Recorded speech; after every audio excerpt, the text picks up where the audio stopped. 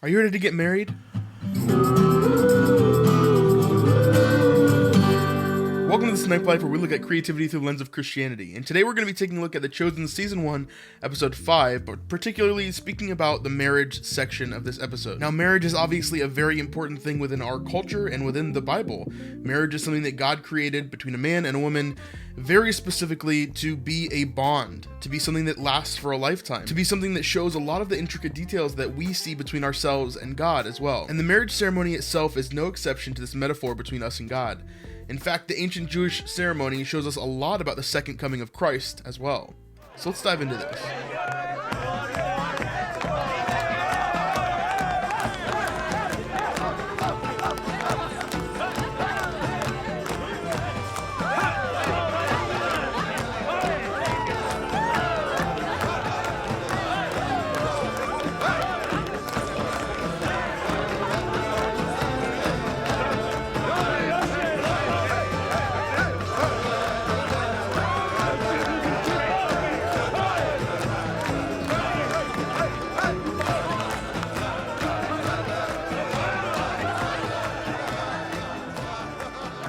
So generally, there are three distinct sections of an ancient Jewish wedding.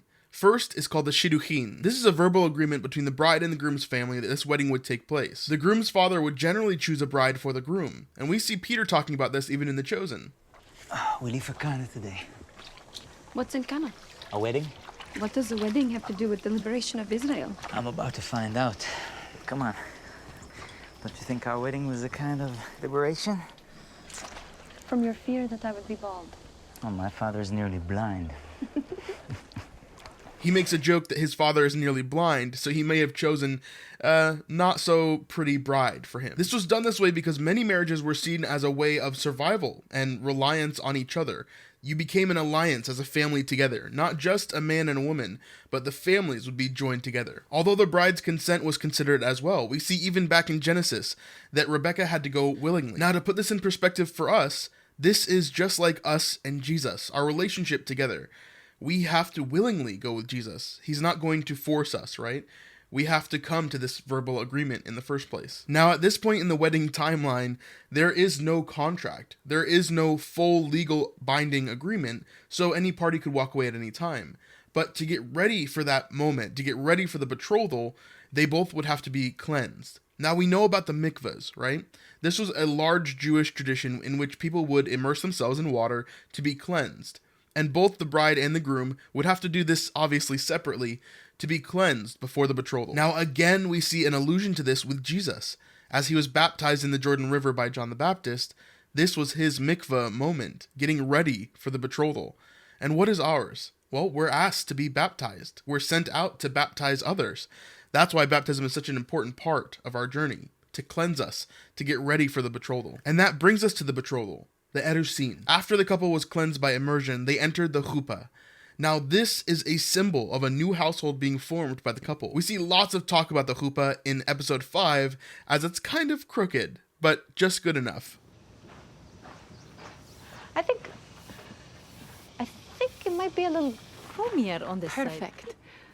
No? Yeah, no, it's perfect.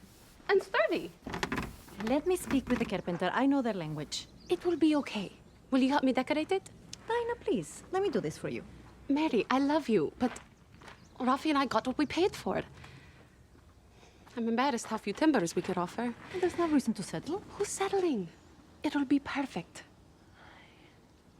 There are many other things to do today, Mary. You said so yourself. Always the bright side. Someone has to be. The chuppah is crooked. We also see another example of a chuppah later on in season 2 as well.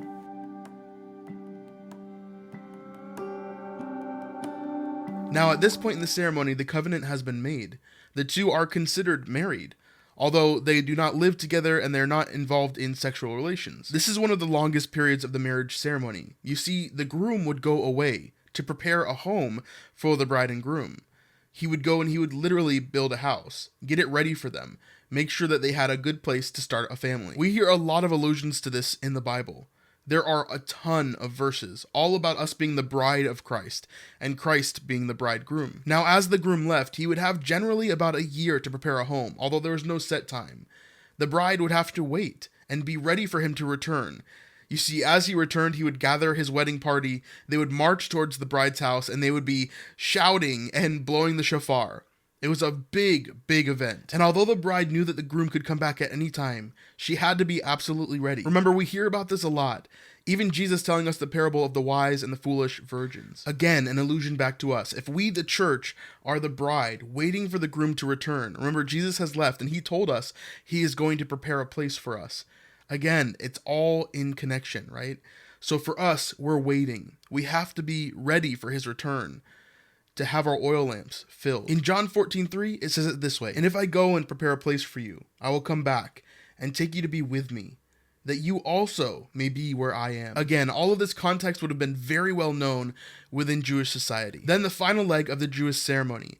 This is where we catch up with episode 5, the wedding feast, the marriage. So here in episode 5, as we see Asher and Sarah in their nisuin, their wedding ceremony, their wedding feast, we see as everybody is celebrating, and generally this feast could last for a week or even more. At this time, they would finally begin living together and to consummate the marriage. This is where their life really began together. It is no mistake that Jesus' first miracle was at a wedding, turning water into wine.